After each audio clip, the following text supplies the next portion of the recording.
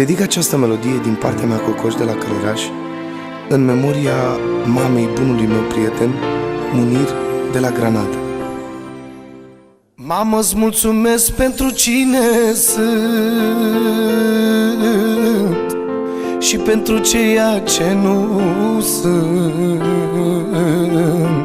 Și iartă-mă dacă vreodată eu am uitat să îți vorbesc. Îmi amintesc toată viața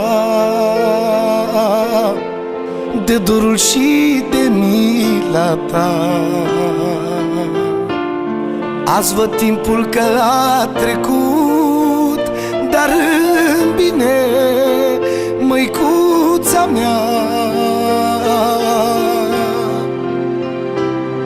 Ai crezut în mine și la fel ai visat, iar acum sunt bine datorită ție. Și astăzi vreau să spun cât de mult te iubesc.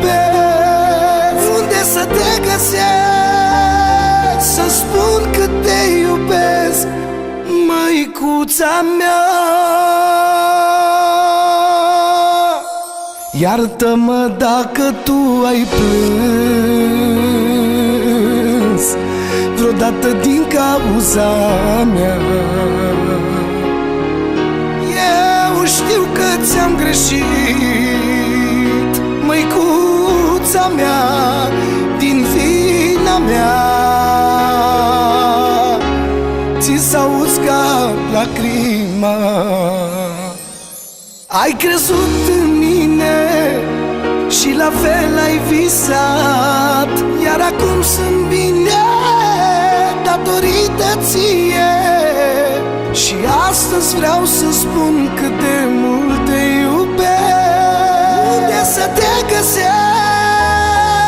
să spun cât te iubesc, măicuța mea.